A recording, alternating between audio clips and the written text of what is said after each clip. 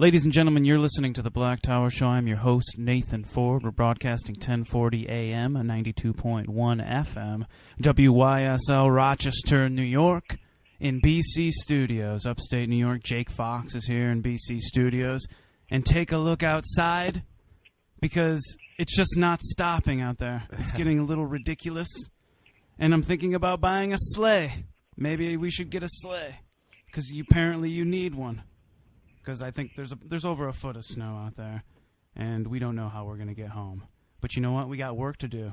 In studio, what an honor to have Richard Dolan on the Black Tower Show. Richard Dolan, among the world's leading researchers and historians of the UFO subject. He's the author of 2 volumes of history, UFOs in the National Security State, and these are comprehensive volumes of information.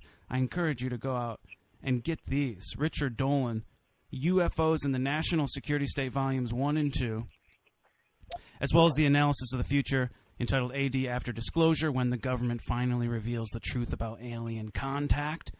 We're going to be talking about that with Richard Dolan. He's a regular guest on Coast to Coast AM radio, has also appeared on many television specials for the History Channel, Sci-Fi, BBC, and elsewhere.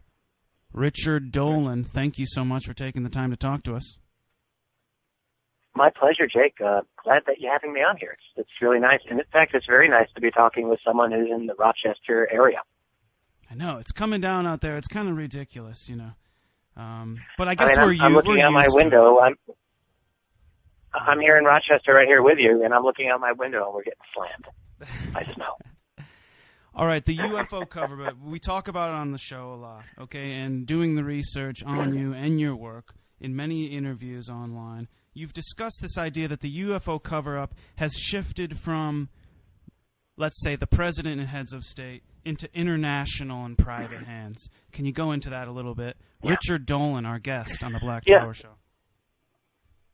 Thank you. Well, yes, I think forget UFOs for a moment. Just look at the structure of world power in general. And I think it's fair to say, if you ask most people, for example, is the U.S. president the guy running the show in our country? I think most people instinctively are going to understand, not really. I think we're understanding more and more in our world today that presidents aren't so much elected as they are selected. Who's doing the selecting? Well, it's usually not you and me. It's usually very powerful financial interests. And indeed, those interests are not just national, they are global. I mean, we're in a global society. We have a situation in which multinational interests, financial, especially banks, straddle the globe. They're more powerful than any nation. So yes, we've moved into a world of international, transnational power. And in my own studies of the UFO phenomenon, and it's a real phenomenon, sure, I'll talk about it all you like. But in my analysis of this, the structure of secrecy around that is that it is also similarly privatized, similarly international, and that the U.S. president, yes, he matters, yes, he's a player, but he's not. He's basically, he's a sales rep. That's what every president is here to sell you. Globalization, he's here to sell you whatever new war comes on the road, but he's basically working for someone else. So that's the situation. Mm-hmm. And when you get into what we call the black budget society, black budget community, that is people spending all that, again, what we find is that it's dominated by private corporations, not really the Department of Defense people. It's really private contractors that dominate them. So that's what it looks like. It's privatized. And what is the intention of these people that are, holding this and going out at these private companies that you're talking about? What is their intent? What is the reason for them to be bankrolling it, if you will? Right. This is one of the most important questions a person could ask. I'm glad that you asked it. I mean, I fell into this topic about 20 years ago. Back then I was doing a doctoral dissertation on U.S. Cold War history. Harry Truman and the Russians, the birth of the CIA, and all of that. That was my life. And I stumbled into the UFO subject back in the early 90s. And one of the questions that I asked myself was, well, why would there be secrecy about this at all? I mean, what is the problem with ordinary people knowing if there are objects that are able to do extraordinary things that are not supposed to be explainable, that maybe they come from somewhere else, maybe they're from some secret human development, but what is the big deal? Well, I think I have a handle on that answer now. Not 100%, but I think I understand. And let's just go back in time, and let's just say that something like a crash of a UFO at Roswell did happen. So just for the sake of argument, say that it did. I happen to think that it did. I've done a lot of research into it. I'm persuaded that it happened. So let's just say it did happen. So it's 1947, and your military just recovered technology that is so advanced, so beyond us, that it's not from civilization. And you're the president, and you're told. So the question is, what would you do? Would you announce it to the world? You might want to. You might think the world has the right to know. But I'll tell you this: all of your advisors around you would say, maybe not a good idea, Mr. President. Because if you tell the world that you've got this, it's going to be very, very hard not to share this technology with everyone else in the world, including the Russians, who at the time, by the way, were trying to steal America's atomic secrets, and they eventually did. America did not want to share its secrets to the atomic bomb. Why would they want to share something as exotic as alien technology as they got?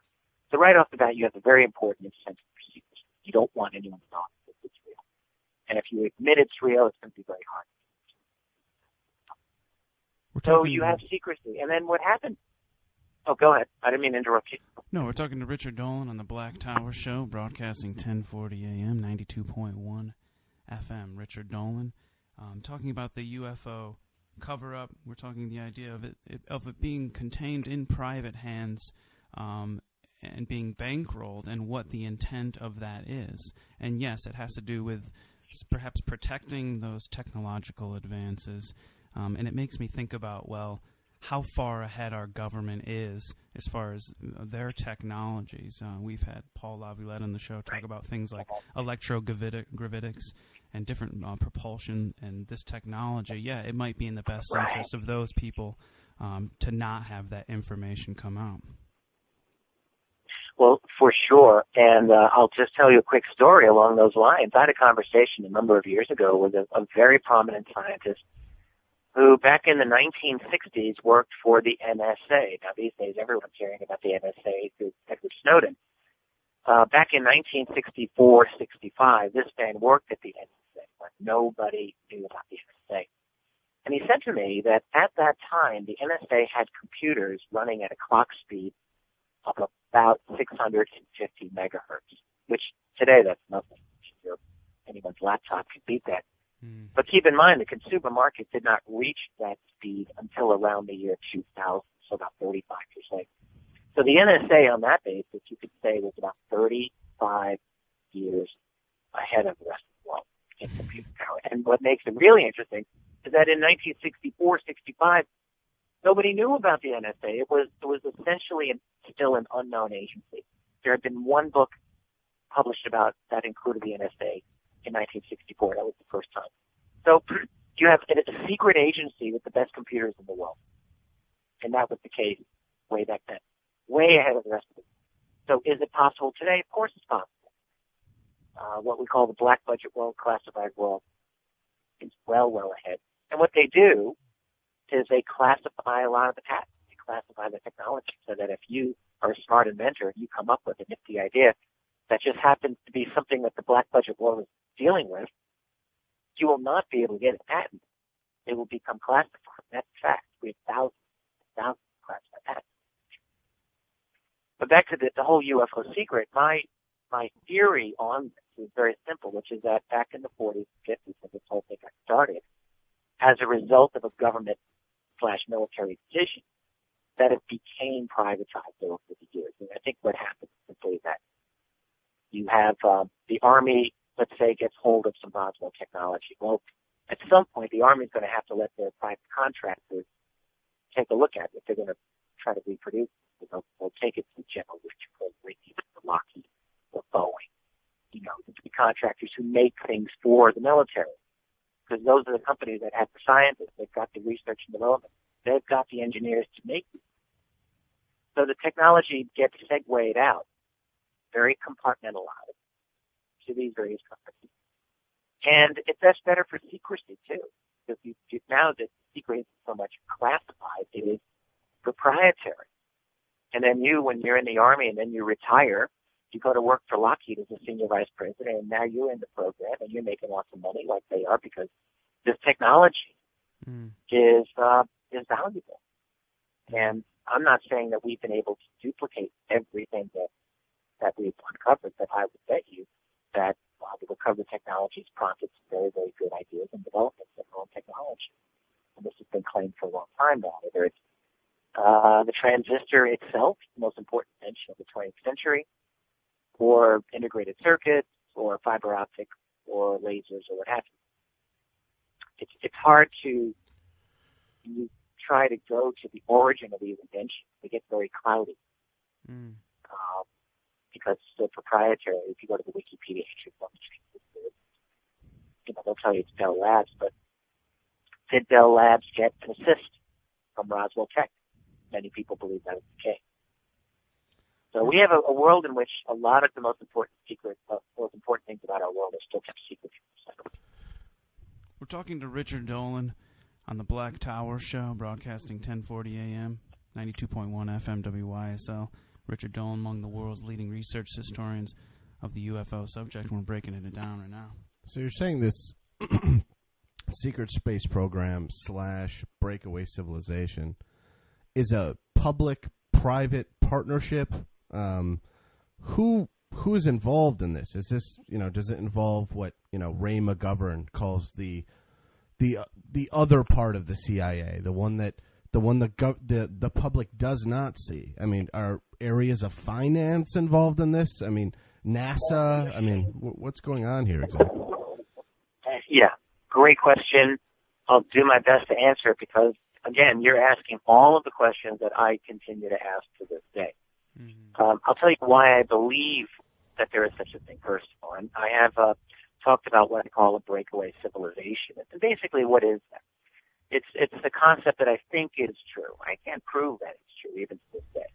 But if you look at the classified world and you understand that it is often decades ahead of the rest of us in technology, I was talking about like that, I'm going to say science, and then you add in, you factor in exotic technology that does not originate from our civilization. And you factor in the fact that this remains classified and that the secrets have to be kept year after year. So then extrapolate out. The scientists in the classified world who are working on this exotic technology, eventually they're going to have a couple of eureka moments where they'll come up with new ideas. And some of those are really good money makers, like better technology that can make its way into the defense industry and they can become investors and all that.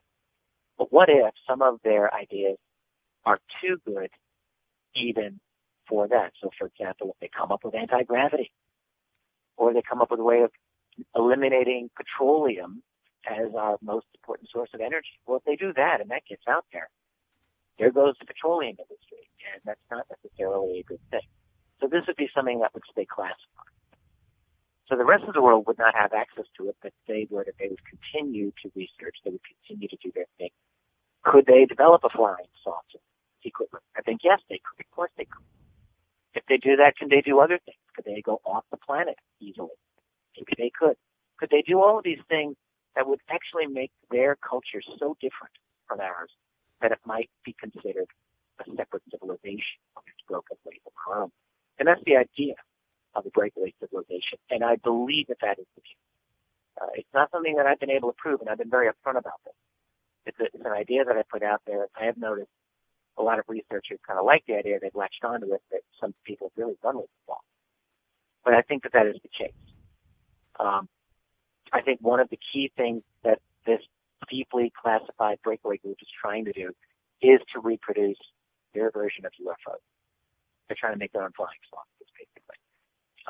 I have myself personally interviewed so many witnesses, some of them military people, who have seen what looks like man-made UFOs, man-made ones. And I'm at the point where I think that's just happening. And that includes a secret space program. And I'd be happy to talk about why I think there is a secret space program. Sure. So we're talking about a possible breakaway civilization. So that means like a moon base is possibly on the table. a Mars base is possibly on the table. If these people are interplanetary, like you're talking about, none of those things are out of the question at all. I mean, what do you think about that? I have to admit that is true. None of those things are off the table. They're all possible. I do think that if there is a breakaway civilization, that still the action is on Earth. I mean, this is where all stuff's going down. There's all the people here on Earth. There's a lot of stuff happening here, and I suspect that Earth is still the main theater of operation. Would there be a base? Could there be? I used to think such a thing was impossible, right? But the more I learn, the more I don't think it's impossible. I will tell you, I had a conversation a number of years ago with one of the leading scientists who developed America's remote viewing program, and Russell Clark. Russell's still around. He's probably about close to 80 now, I'm guessing. A number of years ago, Russell said to me, Richard, in the early 1980s, it was one of my assignments was to train remote viewers at Fort Meade, Maryland, whose job was to remote view the far side of the moon. That's exactly what he said to me. And I said, well, Russell, why would they do that? Very innocently. And he said, why do you think?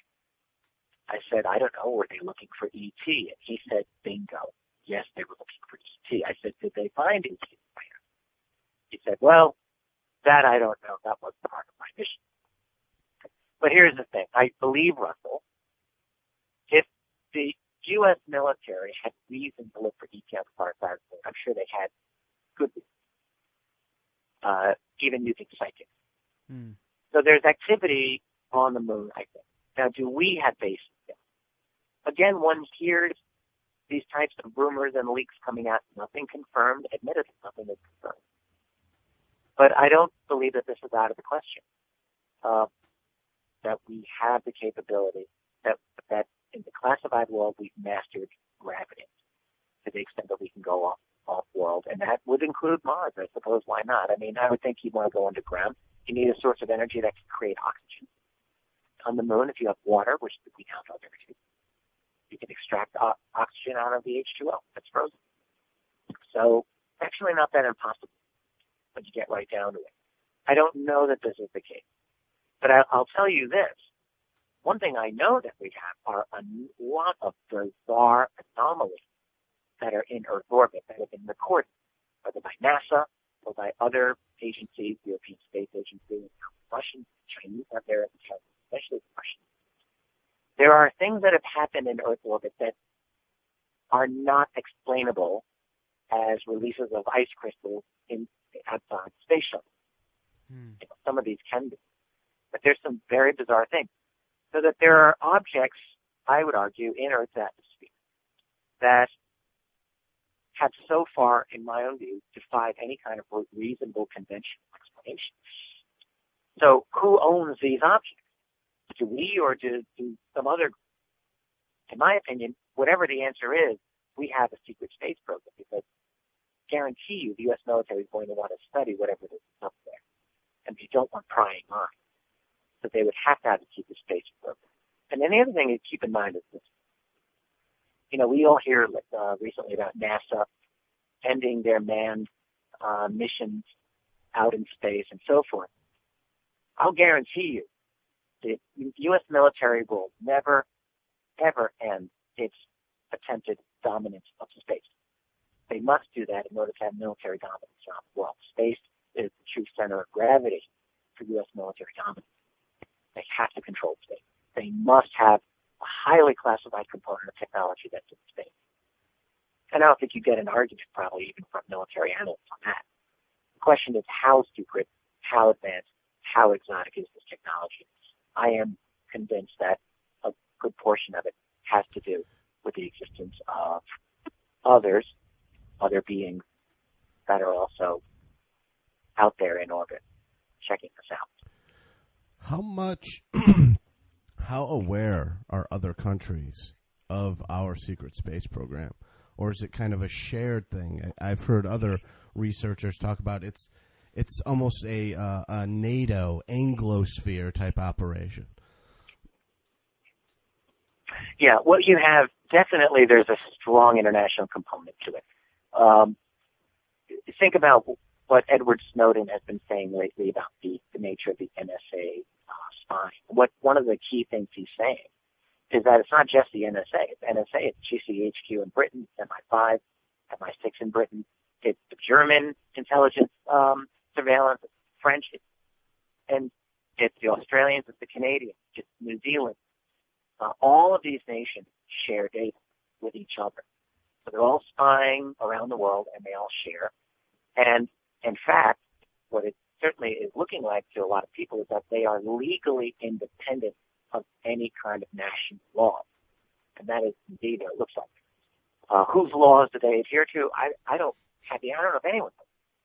But what we're talking about is kind of extra-legal international collaboration that is really beyond even formal government control. It's not like Barack Obama has a whole lot of control over the NSA's program, because a lot of it is comes down to treaties and international law.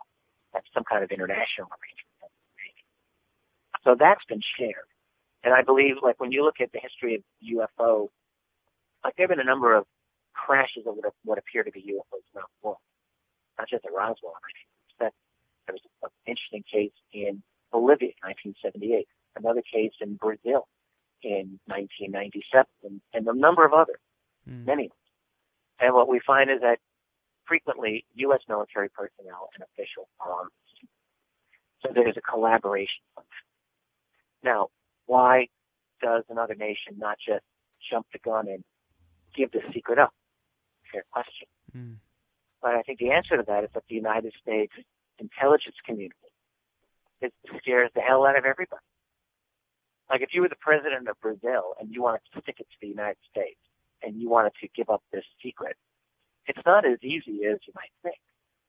First of all, NSA spies would know exactly every single conversation you have, and that's a fact. So if you're planning to do it, you better have a lot of bodyguards around you, or you might wind up dead before you make a statement. You mentioned a lot That's of these the other thing is declassified government documents. You know, I know that in some of your interviews you mentioned like the Twining memo, but what are some of the like kind of the more recent documents, declassified documents? What is it that you're learning from them? And it kind of alludes to this. I'm so glad you asked. Yeah. Well, here's what we're finding. There are something like close to, I think, about 20,000 pages of declassified documents that we have relating to UFOs through Freedom of Information from the United States. Let's forget other countries for a minute. Of that total, more than 50% of what we have today come from the Jimmy Carter years. If you can believe that, from the late 70s. I mean, it's great for Jimmy Carter, and it's kind of sucky for every president that has followed. In other words, the Freedom of Information Act was very, or much more user-friendly right after Watergate, right after Vietnam, during the Carter years when President Carter actively promoted a liberal interpretation of the Freedom of Information Act. And as a result of that, a number of researchers were able to shake that tree, and a lot of documents did come out. Even then, it was not a slam dunk. Even then, a lot of the documents were heavily censored, especially the ones that were top secret and higher. But a lot of confidential and restricted memos and memos that were just classified as secret did come out. The Twining memo, General Twining in 1947, was one of them. And that's an important memo, for sure. That's from a 3-star general who later became Chief of Staff of the Air Force, admitting in 1947 that this is real. This is not visionary. It's not fictitious. Our military's encountered these disc-shaped objects. They are incredible. And he's laying it out. He's stating it in this memo. Now, since an executive order by President Reagan in 1982, it's been much more difficult. Freedom of Information's had its ups and downs, mostly downs, especially related to UFOs. So basically what that has meant is to file a Freedom of Information Act request in the U.S. since then is expensive, and agencies are not obligated to respond quickly either. They can take their sweet time, take months or years or more, and say, oh yeah, for us to process it, $5,000. And that effectively, that's made it very difficult. also what we find, I've talked to a lot of students who work in the National Archives, in College Park, Maryland, U.S. Mission. And honestly, it is so easy for government agencies to keep documents out of circulation. There's certain types of statuses that they can give a document so that it's not eligible to be declassified. And it's a basic game that is very easy to play. And then you can ship documents off to other agencies, and they don't even know how to find their own documents. Like if you were working at Naval Intelligence and someone were to file a FOIA request with your office asking for such and such information, there are hundreds of computers where that information might be. They're not all easily linked.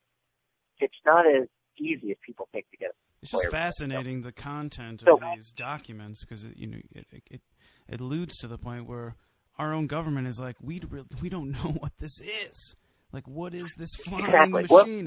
Silent, disc-shaped dome that's floating around, and we don't know what it is. I mean, this is fascinating stuff, right? The most important thing, is that these massive documents, none of them by themselves of the official documents prove that UFOs are aliens. But I'll say this. You take the top 10, the top 20, the top 50, the top 100, and you look at them as a group, and they absolutely show that this is a phenomenon that's real, and that is not supposed to exist. But there it is, because our military has been encountering it. And just like you said, silent, disc-shaped, non-inertial turns, all the things that we're like, how does that happen? And they're doing it. So to me, that's the most fascinating thing. When you have a government that says, no, we're not having a UFO phenomenon, nothing like that, we're not interested. And then at least a smattering of these documents come out that prove exactly the opposite. Who's not going to be interested in that? That's what I would say. That's fascinating. I wanted to get your thoughts quickly on what do you think about Charles Hall and his work where he talks about actually living among these tall white beings, working with them and interacting them, and the way that he talks kind of very candidly about that. Yes, indeed. I met Charles Hall briefly on one occasion, about 10 years ago. I had a very good impression of him, I will say that. I haven't really communicated much with him. I've watched his videos. I know a few people who have interacted with him. And what he says is it's quite an extraordinary thing that there are these non-human beings in Nevada. They're working with the knowledge of the U.S. government there, but they have a lot of independence, and they're called the Tall Whites. Is he telling the truth? I think he's probably telling the truth. Now, my attitude as a historian, that's my training, is I don't know how to deal with that information until I start getting other types of corroboration. I will say that I have personally interviewed a number of individuals over the years who also have had interactions with similar types of beings. Mm-hmm. So these stories are out there. That is, in other words, blonde, intensely telepathic beings, intensely telepathic, who honestly don't really give much of a damn about people as far as we can tell. I'm not saying they hate us, but it doesn't seem like they're in love with us either. They're just out there doing their thing. So that appears to be what Charles Hall is talking about, and I will say that at some point I would like to solidify my own opinion of it and actually meet him and have an extended interview with him. But I'm not inclined to dismiss it. You mentioned earlier when talking about the secret space program and the Breakaway civilization that there were other beings involved in the secret space program. Who are these other beings you're talking about? Maybe I mentioned that in a lecture I gave at some point. I was probably speculating, but let's speculate. Mm-hmm.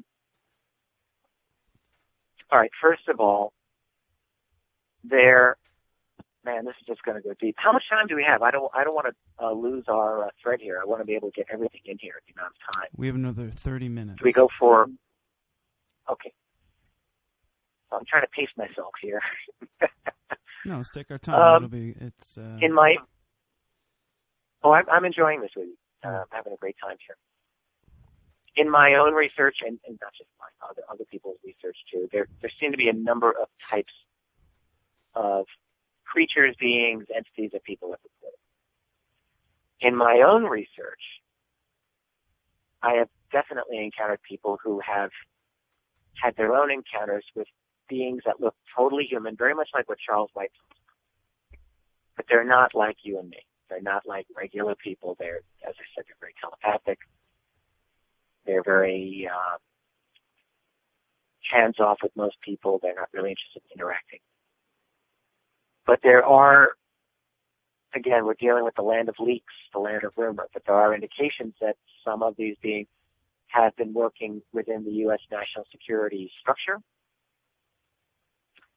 And I couldn't tell you one way or the other if they participate in the space program or not, but why wouldn't they? I mean, honestly, why wouldn't they? Now, I had a story from former NASA employee Clark McClellan. Clark worked at NASA down in Florida for, I think, about 30 years. He was friends with all the Apollo and Gemini astronauts. Clark himself was a qualified space shuttle commander. He didn't fly missions, but he was qualified to do so. And he's retired now. Clark said to me, and I think he's put this out there on his website, but I got this from a person. Now, when he was working at NASA, he was briefly, momentarily, he had access to a classified feed of what was in a space shuttle at the time. And what Clark said to me was outside the space shuttle, they were doing like some outside exercise, like either a minor repair or something. And Clark said to me that there was a normal astronaut out there, and then he said one that was like a giant. He said bigger than Shaquille O'Neal, the basketball player. He said, we don't have any astronauts that were 7 feet tall, let alone 9 feet tall, which is what this guy looked like. He had a different type of helmet, not a standard NASA type of helmet. Crazy story. This is what Clark said he saw briefly until the feed was cut. He says he saw it by accident. He's adamant to this day that he knows what he saw. Is it truthful? Don't know. Don't know. Could he have mistakenly seen something? These sorts, the longer you stay in this field, the crazier the stories are that come to you. And, you know, I'm of the attitude where I chalk it up. The researcher Stanton Friedman has an expression that I love. And he says, if something, if it's an unknown fact, he says, I put it in my gray basket. I put it in my gray basket. I don't know if it's true. I don't know if it's false. I'll put it over here and I'll wait for something else to corroborate. That's the nature. But I don't know if there's a lot of collaboration with other species. There's a lot of stuff in the gray basket. Yes, there is. But I mean, looking at the political side of it and the active cover-up of it, that ends up being a lot of what you're focusing on. You know, that's a huge part of it because that's something that you can look and see. You know, you are hiding these important, this important information. Absolutely. There are certain things, that's right, that we absolutely do know, and I always come back to that. I mean, this is a frustrating field because we are dealing with secrecy. And if someone doesn't like it, well, I'm sorry, but we deal with a world of secrets, not just UFOs. I mean, my goodness, there's secrets in every facet of our world, and I think people can realize it. But with the UFO topic, there's a tremendous amount of secrecy. But there is a certain core of data that is not arguable. It's real. And as we were talking about before, there are a certain number of very compelling declassified documents that attest to the reality of a phenomenon that, like I keep saying, is not supposed to exist. Encounters by fighter pilots that track objects on radar. They see them visually. The object sometimes can disable their navigation in electronics equipment. Can easily outperform them. And I would just say informally, I've met a number of military people who have added to that with their own personal UFO stories while they were in the military. These are not government documents. But I can tell you that any researcher who looks for these people, these military people, who then find them all out, particularly Navy, a lot of Air Force. They're having a lot of experiences with unknown phenomena that are utterly extraordinary. I think that, some of it is we're trying to duplicate it. So if you see a perfect black triangle, for example, silently hovering over you and then moving off, maybe that's something that we made. I think that that's quite possible, but maybe not. I've spent the last 10 years really trying to puzzle out what is going on if there is a secret classified component for our technology. What are we using it for? Why wouldn't the U.S. military use it to win the wars in Iraq or Afghanistan? Wouldn't it come in handy to have your own fleet of flying saucers? I would think so. I try to ask myself, why wouldn't they? I think the answer is that because the mission of those technologies is of such a highly classified nature that they can't even waste it on mere geopolitical warfare. Well, our government is using that. Our government is using that technology to make even more powerful, deadly weapons. I mean, I would assume nothing from my own government. Maybe I'm a little pessimistic, but that you got to assume that a lot of these technologies are being used to further dominate and control people around us, which is, a certain amount of frontierism and that kind of American way. And you wonder, a lot of this technology is helping us. The drones are up there floating around, and no one's even talking about it. You wonder. This technology we have is just fascinating. They have a drone now that'll actually. I was just reading an article where they'll deliver beer to you. There's a drone. Yeah, Amazon. They were going to deliver their products with a drone. Domino's Pizza was going to deliver a pizza to you with a drone. They have drones the size of flies that can come into your house and spy on you in the shower. I mean, but when we're talking about downloading our consciousness and how kind of closely connected we are to computers now, our wants and desires are going to be made manifest in a technological sort of way, in the interface of a computer. And then the use of, propulsion, drone activity is going to make things readily available. They're going to know what Jake is thinking and what you're doing. Sure. And be able to either destroy you or bring you a case of beer, depending on what it is that's going on. But Richard Dolan, our guest on the Black Tower Show, what's the world going to look like when it is disclosed?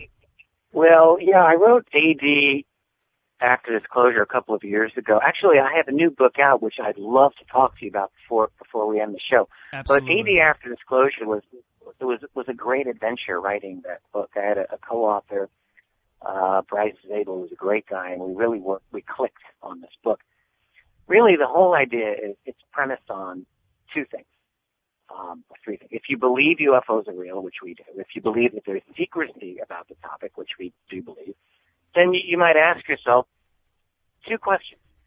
Can that secret ever end? Is it possible? And if that secret ends, what next? How would that rock our world? It's basically what we try to set out and answer. And the first question, you might think, well, it's impossible for the secret to end anyway. Why do you think it will end? They've had secrecy for all these years. What makes you think the government's just going to give it up at some point in the future? I agree with that. My argument is that the government will never voluntarily give it up, but that our society is moving ahead into a future so rapidly different that events will very probably force an admission. I think it can really happen. Whether it's a leak of sensitive government information, and now with Julian Assange and Edward Snowden, we're seeing this exact type of phenomenon happen, and I think it can happen with UFOs. Or there could be a mass sighting that is multiply captured on many, many devices. We're getting to the point where we can easily do that. So I think something will force it. I don't know what it will be, but when that moment comes, when the President of the United States is basically forced to take a decision, I think it's going to change everything in this world because, it's not so simple as the President just saying, ladies and gentlemen, it's come to my attention that some of this UFO phenomenon is real.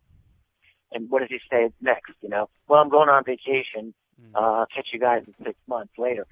I'm sure he'd like to, but he won't be able to do that because there's a lot of follow-up questions like, who are these other beings?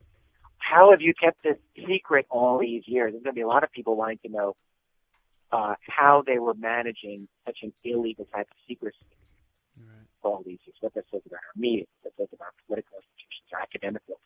I think it'll cause a major house cleaning. And then the major change, I think, will have to do with energy. Because even a 10-year-old kid, once they start realizing what these UFOs are, is going to realize that whatever they're using to go from point A to point B, it's not gasoline. It's not petroleum. It's something different. Whether it's using zero-point energy or some form of electrogravitics, whatever it is, it's a non-petroleum answer, and that means a radical transformation of our world. A lot of things are going to get shaken up, and that's only the beginning. When Bryce and I wrote AD After Disclosure, it was an adventure, I say, because we were really trying to sit down like a think tank and to look at society and to understand how, whether it's in terms of energy, whether it's in terms of finance, in terms of geopolitics, in terms of culture, in terms of religion and science, all of these things, I think, will be dramatically affected by the disclosure of the reality of UFO.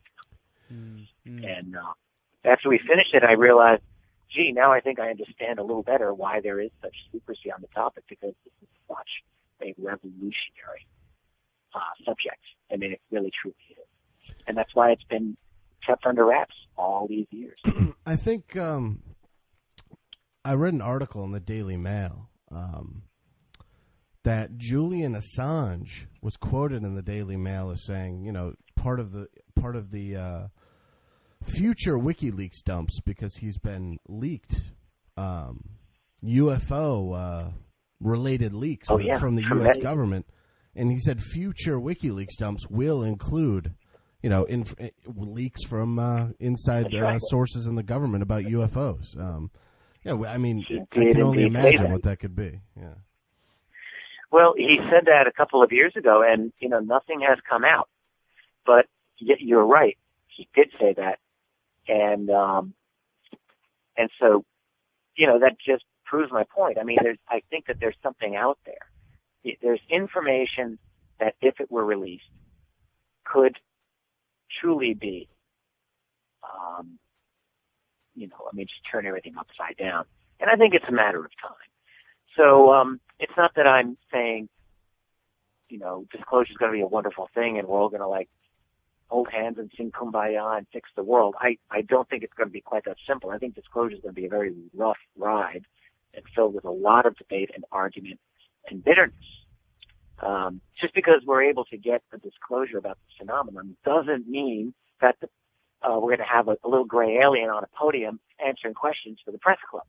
They may still be very reclusive, and that means you'll have arguments over are they good guys or are they evil? Are they here to help us or are they here to eat us? Are they demons from the Bible, or are they time travelers, or are they from another? No one's going to know the answer to this any more than they do today, and the arguments will continue. So I don't think disclosure is going to be the end of anything so much as the start of a new phase in our attempt to understand. We're talking to Richard Dolan on the Black Tower Show, among the world's leading research historians of the UFO subject. Let's get into your latest book, UFOs for the 21st Century Mind, a fresh guide to an ancient mystery. Yes. Talk about this. Yeah, I just love this book. I want my readers to love it as much as I do.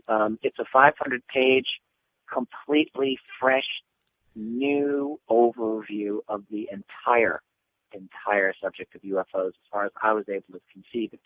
So I'm a historian, so there's a lot of history in this book, going from ancient aliens right up to today, what I think are some of the most intriguing, interesting sightings but there's so much more.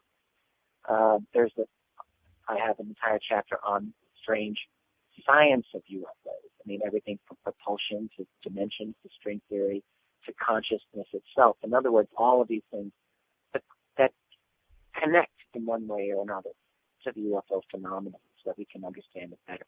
I have chapters on the nature of contact itself, or at least what appears to be the nature of contact, and whether that's abduction or other types of experiences that people have.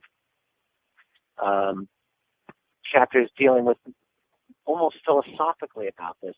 That is, how do we even know what a UFO is in our day and age when drones are flying around all over the place, and Adobe After Effects is able to create, fake videos that really look good. And how do we, in other words, have critical thinking skills? How can we, each of us, be good armchair researchers, right from our desktop, from our computer, when we come across a UFO story? We have a lot of fun. And then there's several chapters dealing with the politics, which is something that has obsessed me for years, and really trying to go into a deep political analysis of this. So I've tried to deal with the UFO topic, in other words, in a fresh way, something that I think forward-thinking people will appreciate, something that's not like a tired 1985 book on UFO sightings or how to investigate or whatever. It's got the whole topic from as fresh a point of view as I could manage. Something I think for young people, even more than experienced people. Got a lot of illustrations in there, but it's a good read. So for me, it's the new, fresh overview of the whole topic. I think something that's been long overdue, and I was so glad that I took the time to write. It took me 2 years to write that book. It makes me think about just the time that we live in now, and the idea that you can make really, kind of hoax videos and sightings, and how to weed through that is interesting, because that could be a tactic that is probably being employed by our government in many different ways, as far as like putting out information that's misleading, that's wrong, and how to weed through that. Right. But yeah, we're also at the same time where people have their cell phones, and the truth can be kind of thrown out there very, very quickly as well. So it's kind of a double-edged sword, it seems. Absolutely right. You couldn't have put it better. And one of the things that I try to point out for people is that when you we're in an age of Facebook, and where copy and paste rumor just goes crazy in that medium, and then there's YouTube, and there's a lot of fake information there. So there are a number of things that any interested person can do just to fact check a claim. There's something called, if you get an image of an alleged object or thing or something, you can use what's called a reverse image search. I think more and more people are starting to learn what this is, but a lot of people still don't. It wasn't even really widespread until 2011. Basically what you could do is you could take any JPEG image, and drop it into Google image search bar. And it will search and it will find all examples of that image, and it will appear right on your search screen. So in other words, you can find, are there any other examples of this, and was this picture pulled from some other website, and on and on and on. And it doesn't take more than a couple of seconds to do it. I encourage people, and I try to lay this out. I give an example in the book of how to search an idea by date. In other words, if you come across a claim that such and such other thing is real, how do you find the origin of that claim? It's very important to find the first instance of a claim. It really can go a long way to helping to decide if it's legitimate or not. And I walk readers through, like, this is how you do it. This is how you actually do some decent, quick, useful armchair research, so that you don't become a sucker for this next fearmonger or fantasy peddler that's out there. You can actually use your critical thinking skills. So that's another part of the book. It's just, in other words, what I try to do is to create a completely well-balanced, a sophisticated introduction of UFOs for any reader. If you had a friend who's a skeptic on UFOs and says, what's up with this nonsense? My hope is that this would be the book you would have, UFOs for the 21st century mind. Well, Richard Dolan, anyway, I want to thank you so much for taking the time to talk to us today. We'd love to have you back on the show again. We're sorry for the inconveniences with the sound, but we want to thank you so much for taking the time to talk to us today. Guys, it was my pleasure.